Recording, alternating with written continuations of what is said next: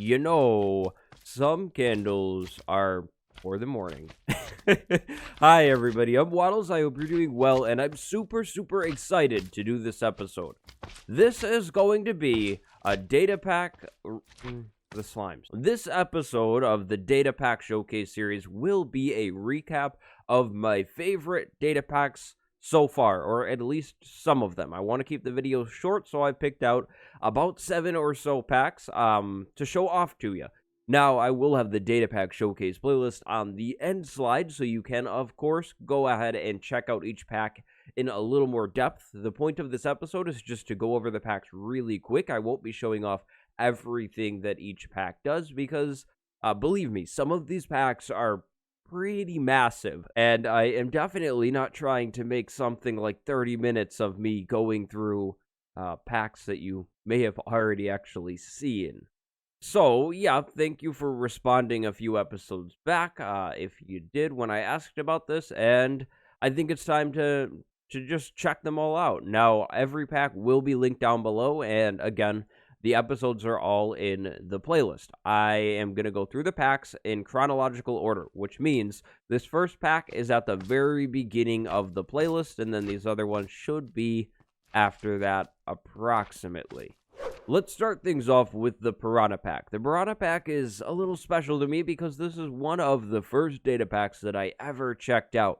Now, this pack adds in piranhas to the game, and it has since updated, actually, since I've shown it off, and it adds in some other fish as well, which is super cool. Now, of course, the piranha are hostile to you, and if you jump in the water in survival, or if you come across these fish in survival, they will kind of swarm up and come towards you, try and kill you, that type of thing, but they really aren't all that strong. You can, of course, just swing a sword at them and kill them almost right away, sometimes 2 hits, sometimes 1 hit. It's more of just a little quality of life thing, right? Like, you're probably not going to run around and get killed by piranha or really need to hunt them out. But with them being in the water, it's kind of like, oh, you gotta actually be careful, you know, when going in the water, and it's not just a body of water that you could drown in. You could actually die from something if you're not paying attention. The Piranha Pack has updated quite a bit, so that might be a pack that I should come back and take a look at some other time, but it's still a really cool pack, and I believe there's a bunch more fish in the pack now, which is awesome. Moving on. Next up we have the wonderful Creatures Plus pack by Brongast14. Now, this is one of the massive data packs I was talking about. There are, like, 22, 24, something like that, new mobs added into the game. Now, these don't replace old ones. They spawn in place of other old ones in certain areas. But, of course, you can still find normal creepers and that kind of stuff. But look at these mobs. We have a blue ice creeper, and then we have an ent. Like, it's so cool. In the Creatures Plus video, I showed off all of the mobs, and man, there are some really cool ones in there. I think the ent spawns in the forest, and the blue creeper spawns in, like, the cold biomes or something like that. And yeah, they're just really cool. The pack is really all about hostile mobs. There's so many new hostile mobs added in this pack. The textures look wonderful. The creatures are really cool. And if I remember correctly, the goblin has some awesome loot, or the troll. That was a troll, excuse me. Yeah, that is some nice loot. Oh, a channeling book. It's been a while since I saw one of those. But yeah, absolutely wonderful pack. Great work done by Brongast14. I don't think it has updated since I've shown it off, but yeah, just an awesome pack if you're into more mobs in Minecraft. For our next pack, we'll need some ender pearls because this is Voodoo Beard's Shulkermite pack. I really like this pack. Now, you know, we'll just do things this way. Let's say we had an endermite and it was on purple. When the endermite is on that, let's say we have an endermite on purple. After a while, the endermite will burrow into the purple and create a shulker. So this means that you can actually have farmable shulker boxes, which is something that I really like. Now, sure, it makes it a whole lot easier to get your hands on a shulker box, but in a server setting, I don't think that's a bad thing. This is one of the packs that I have on the Dangercraft server, and yeah, it just makes your life a whole lot easier. If you're late game, you're probably going to want a whole bunch of shulker boxes anyways, so to me, it's kind of like, why not have this thing in? Aha, and so there we go. An endermite burrowed into the purpur. Now, of course, it does take a while, which kind of nerfs the OP-ness of the pack a little bit, but yeah, it is a thing, and I absolutely love this pack. Sort of wish this function was in vanilla because it would make shulker boxes so much more common, which I don't think is a bad thing, really. Next up, we have a fun pack. This pack, it doesn't really have any true survival functionality, at least in like a vanilla sense, but this is a flamethrower pack. So you spawn it in, and then you have a flamethrower. Now, it is insanely noisy, and of course, you can kill things with the flamethrower. Anything that would take fire damage can be killed with the flamethrower. Now, of course, this is all just kind of for fun, but it was a pack that I thought was kind of really, really goofy, and yeah, like I said, fun. I mean, look at this.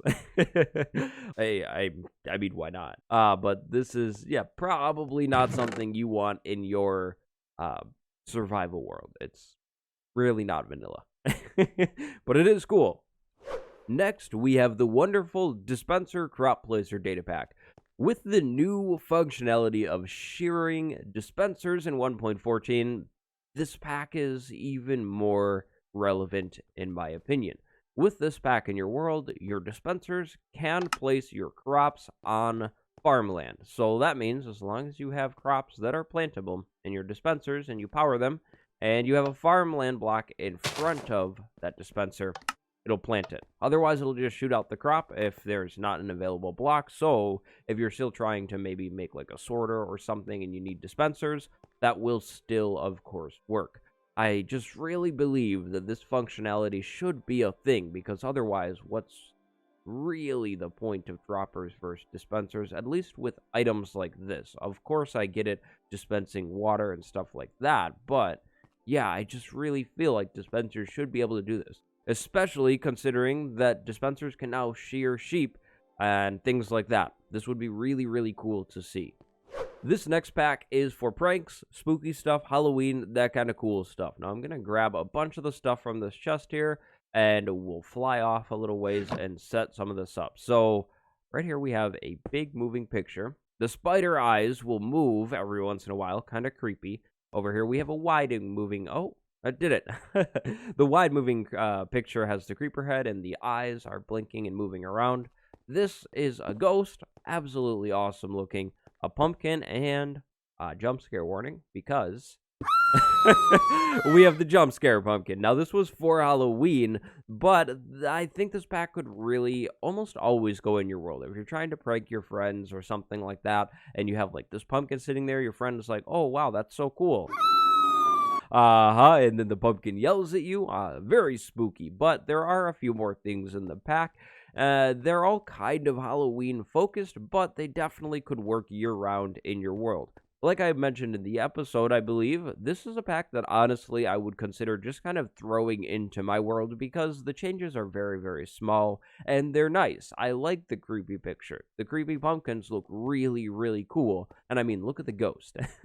There's even a trigger, so you can make the ghost come at you and stuff like that. It doesn't just sit there, but if you're decorating and stuff like that, like I like to do, you could definitely use the ghost in the graveyard or something creepy like that, just to add some more interesting stuff and maybe even some lore to your world.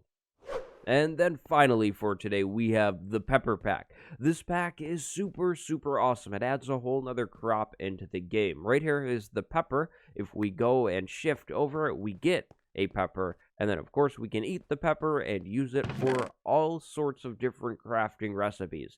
There's a new potion, the pepper spray. There's new decorative blocks. Just an awesome all-around pack. I really am impressed with the textures in this pack as well.